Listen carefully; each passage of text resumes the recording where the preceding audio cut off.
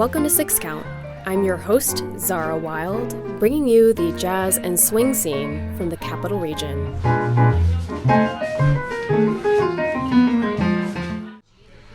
Graeme, thank you so much for talking with me today. Total pleasure. Thanks for having me. And just so our listeners know, we are at Jack's Diner here on Central Ave in Albany, right around lunchtime. Now, I first want to talk about how you ended up in upstate New York, because you were from Canada and Prince Edward Island, and then were in Ontario. And so what brought you then to Texas and now here in Albany? Mostly school. I did my undergrad in London, Ontario, studied music education, and then I decided to go to the U.S. for my master's. So I moved to Dallas and did my master's at Southern Methodist University, mostly doing orchestral stuff with the Dallas Symphony players. And then I moved from there to Austin and did my doctorate in percussion performance there. Halfway through that degree, I started teaching at the University of Texas at San Antonio. And my colleague Sherry Rubens and I built up the program there for about 10 years. And then I moved from there up to here because my wife, Amra, got this job at the Glimmerglass Opera Festival. So we ended up in the capital area, and I jumped into jazz land and teaching land as soon as I could. And what instruments do you play with your different repertoire? Pretty much all of the percussion instruments. So all your standard orchestral stuff, anything you would see at the back of a wind ensemble or an orchestra, that's something I should be good at. And then play a lot of drum set these days. That's a relatively new thing. As a classically trained percussionist, I spent a lot of time playing marimba, in particular in my doctorate with the great Tom Burrett is my teacher, and he's a phenomenal marimba player. So I spent a lot of time doing that, but you never know what you're going to be doing after school. The best laid plans, who knows? And up here, I'm as likely to be playing with the symphony or sometimes the opera company or a jazz gig. So pretty much everything. I'm not a great jazz vibes player. I wouldn't hire myself to do that. But most standard percussion stuff I'm pretty comfortable with. Do you feel like that's a big part of your personality and being facile between lots of different venues and styles and forms? Yeah, 100%. I tell my students all the time that in this day and age, it's much more important to be versatile and easy to work with than anything else. There was a time when you could be just a xylophone player and get land a really great orchestra gig, and that would be the thing you did, and that's great. And those jobs exist, but there's like 3 of them in the world, So I think for students, it's more important to have good musical principles, have your hands in shape, have your ears really well adjusted, and just have good musicianship oozing out of you, and then be a pleasure to work with. Because then, no matter who calls you, you're equipped to do the job, and you're hopefully a nice enough person to work with that they'll call you back. And I certainly, that's the bulk of my career. I'm not a specialist in any of these things that I do often, but if I did any one of them exclusively, I think I'd get a little burnt out. I really thrive from the variety that kind of versatility affords me. Yeah. And in researching about your career, I saw that you are heavily involved with pop music types of projects. And so I'm interested to know your thoughts about the relationship to pop music and jazz. For you, what does that relationship look like? One of my trios, 2 of my colleagues at Hartwick College, and I have a clinic that we've done 4 or 5 times in the past year that addresses that exact issue. Because I think a lot of younger folks today think that jazz is like an old music, and they forget or possibly don't know that jazz in the 20s and 30s was popular music, and it was the music for dancing. You know that better than anybody, right? And as rock and roll developed and jazz developed into a more of an art form, I think there was an implied or perceived distinction between those 2 things. But there's no question that as jazz developed, it was borrowing from pop music, whatever that was, throughout the 60s, 70s, 80s, 90s, right up to today. This show that we do treats pop music as everyone would understand it from basically the last century as jazz music. So we have our own arrangements of it, and it's just a piano, bass, drums trio. And we start out with Ain't Misbehavin' and rhythm changes. So stuff that they're like, okay, kids are like, okay, it's jazz. Yeah, I'm not really into it. And then over the course of the program, go through the 60s, we do a whole Beatles set. And so we're soloing and playing with music in the same way that all the jazz greats did, but we're playing tunes that increasingly they will recognize. There's always been, I should say, an overlap between pop music and jazz music. It's a living music, in the same way that pop keeps developing, jazz keeps developing. It's all music, so why wouldn't it have lots of overlap? And it sounds like you teach all different ages, but specifically some local colleges here. Can you share a little bit about what your teaching duties look like now? Yeah, so I'm at 4 schools, basically.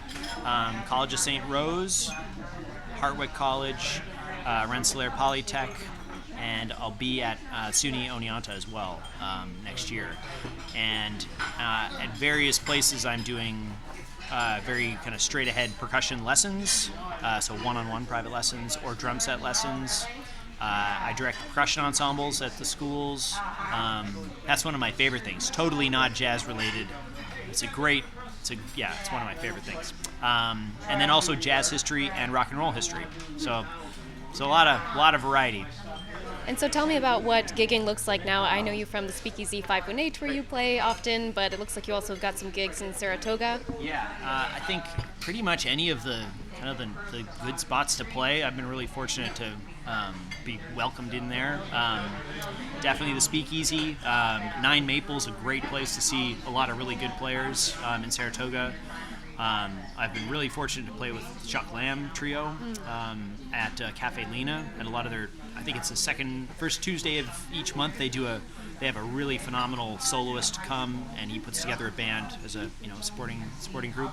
And then also with the group, the trio that I have in Hartwick, we've played at the B side in Oneonta. It's a great little supper club. I have a series of concerts that I present in Cooperstown at the Cooperstown Beverage Exchange, sometimes at the Otesaga Hotel, similar trio format. I mean, often I'm not playing with groups that I'm leading, so if, for instance, the Piggly Wigglies are having a gig somewhere, it doesn't really matter where it is. I'm always eager to play with them because they're great players and great guys. It's going to be fun. So I'm kind of wherever the gig is. I'm a hired gun much more often than a band leader. I was talking with Janine Ouderkirk, who described sometimes she likes that it can be fun too to not be in charge, and you can kind of lean back into the music and not be worrying about managing other people. Does that resonate with you? Absolutely. I think until I moved up here, I was always a sideman because I was kind of spoiled rotten, had a lot of really great band leaders who wanted to have me in their groups. And so I never really practiced the art, and it is an art of being the band leader. Because there is a lot of, the nuts and bolts of making sure that the details are right with the club, and all of your band knows what you're playing and when to show up, and if you're rehearsing, and making your charts are in good shape. Making sure everybody gets paid. It's a business. It is part of your career. So having moved up here and not really knowing anybody, the best way to make sure that people know who you are is just to hire them. I could wait around all day for somebody to call me, but there's no reason for anyone to know who I was up here, 4 years ago. So, definitely it's an important thing to be able to do. But yeah, I'm with Janine. I think sometimes it's nice to just play and not have to worry about all the details of the gig. When you first moved up here and didn't know anyone, did you feel like it was a welcome reception, or what was that transition like? Oh, it went remarkably well. I mean, like I said, I was really spoiled for work down in San Antonio and Austin. There were a lot of really good players who were hiring me. So that's the easy version. When you move somewhere where nobody knows you, jazz has a great history of letting people sit in and the jam and working with new players on a regular basis. And that's really what I did. That's the hustle. You go to clubs and see who's playing, and if you like how they sound, make sure you meet them and shake their hands, and if they're cool with it or it seems appropriate, ask to sit in. And if they like your playing or you like their playing just as much, then that's a possible new configuration of musicians that hasn't happened before. And that's certainly how I went about kind of putting myself out there, but also getting to know who are the cats that I want to play with. Also, it was my wife's idea to just have a bunch of these really good players over to the house, out in the middle of nowhere, have a big meal, and just play, have a jam. And so for a couple of years, we were doing that 2 times a year, one in the summer and then one in the dead of winter.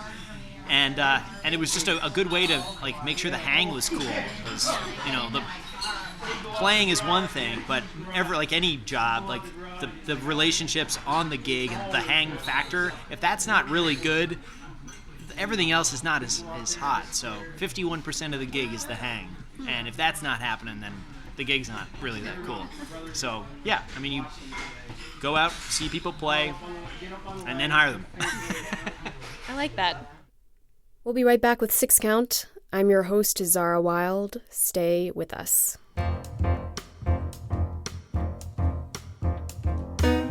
We'd like to thank Giants of Jazz Radio, based in Lancashire, England, for airing this show. The station brings you the best in classic jazz, playing tracks from the 1940s through the 70s. You can support the station by visiting their website at giantsofjazzradio.co.uk and clicking donate.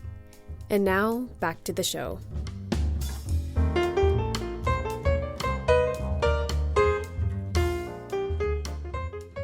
Now, looking ahead, do you have any goals that you're thinking about, and any recordings coming up that you'd want to share? I've actually been thinking about doing a just drums record. I've never said this out loud. This is like a conversation in my car kind of a thought. But I would like to play a solo drum set record where I'm playing the melodies to tunes that we know, so standards, but just on the drums. Now, not pitch for pitch, but melodic contour, or using rhythmic ideas that could only represent one song. And that's mostly as an exercise for my own development. If somebody wants to pay $2 for it, great, whatever. But that's something I've been banging around. I mean, I'm always thinking about recording with the new players I've got, because this is one of the great things about jazz. Like we're not playing different tunes necessarily up here than I did in Texas. Standards are standards. That's true of pretty much anywhere in the world. But the way that those tunes are treated changes dramatically, and so it becomes new music. It's the same melody, it's the same changes, but the personalities and the influences that each of us bring to the table for a given standard are going to be totally different from San Antonio to here. And so you continue to stay excited about playing essentially the same tunes, but in new and exciting ways. And I'm always game for recording some of that stuff, because it's a good way to really finesse your arrangements. Because if you're doing it, one and done at the club, I'm sure there are people at the Speakeasy in particular that are listening. They're there for the music, but there's lots of people who are there, just to have a drink and hang out, and that's totally cool too. If it's a recording, you're committing to the idea that someone's only listening to this, which means that the level of polish that you need to represent in your playing is much higher, because you can hear the same piece, the same track 20 times in a row, and if your playing is good enough caliber, or you've done your homework or whatever, then it stands up to that 20th listening, and if not, then maybe not. So it's a good way to make sure that you've got your stuff together at a much higher level than maybe you would if you were just doing a standard gig. It does seem quite different of what the intention is. Are you trying to teach the listener something or make them pay attention? Because sometimes I can't even study to jazz because I just want to be paying attention. Yeah, that's the right word. The intention thing is really important, because if the intention on the gig is to get people to listen, there's a lot of ways you could just play extraordinarily loud. No one's gonna like it, but it's gonna get their attention. I mean, there was a series of gigs I played in San Antonio where every once in a while we would just play a song at an absurdly fast tempo, really, really short, like 2 minutes, and just burn it, 400 beats a minute, and it would just kind of whatever you could do, the vibe of the bar would be like, whoa, what's going on over there? It's not necessarily loud, but just the energy level is much higher, and then you can dial it back and play something that everybody's a little more comfortable with. But you can kind of manipulate the crowd if you're a smart band leader. That's not a thing I'm good at yet, but Brent Watkins, shout out to Doc, he was awesome at that. He could really read a room, be like, we should do this to keep the audience engaged in what we're doing. That's an important band leader thing, because otherwise, what keeps the club from just playing really quality jazz that's been recorded? What's the difference between that and having live musicians in the room? If the musicians aren't at all aware of the room itself and whether anybody's listening to them, they're maybe not doing as good a job as they could. The music has got to be, it's got to be a two-way street. They're not just talking at you. Hopefully you're engaging with them, and that requires a lot of finesse and just a good sense of leadership from the band leader. You mentioned Doc Watkins, and if I recall, you performed with him at Carnegie Hall a while back. Did. Can you share a little bit about that? Oh man, yeah, that was one of the greatest musical experiences of my life. Brent and I go back a long way. We were at UT together. We did our doctorates at the same time. Ironically, he's a classically trained pianist. I'm a classically trained percussionist. We were both in the B or C league combo at the school because none of us were majors. And he turned himself into, he was already a great player then, but he really committed to being a full-time jazz musician shortly after that. And now he runs an unbelievable club in San Antonio, Jazz Texas, and he's just killing it. I mean, he still plays the spots off the page. He always has a really good band, and now he's hiring really great bands to come and play. But anyway, he's one of my favorite guys. But yeah, the Carnegie Hall thing, yeah, that was a trip. Never thought that would happen, let alone on a drum set. It's never really been what I thought of as what I did, but yeah, I mean, he booked the gig and just called you up and said, do you want to do it, or how did that come together? Yeah, kind of. I mean, he and bass player and myself had been working together pretty much every weekend, Friday, Saturday, sometimes on Sunday as well, for a lot of years. So we had a pretty sizable pile of music that went really well every time, basically, just from playing it, experience, working together. And he was always looking for what's the next level gig you can play. You can have a regular gig at a great jazz club. Okay, that's one thing. Then there's the concert hall version of that. So we did that. We played at the Majestic Theater, Empire Theater in San Antonio. And then it's let's push the boat out here, and maybe we could book Carnegie Hall. And I don't know how he did it. But yeah, he was like, hey, we're looking at playing Carnegie Hall. You want to go? Well, duh. Yes. Best room I've ever played. It's, yeah, never felt so comfortable playing pretty big, loud, but it never felt overpowering. And you could play as quietly as you wanted, and it never felt like you couldn't tell what was going on. I mean, just yeah, that's a special room.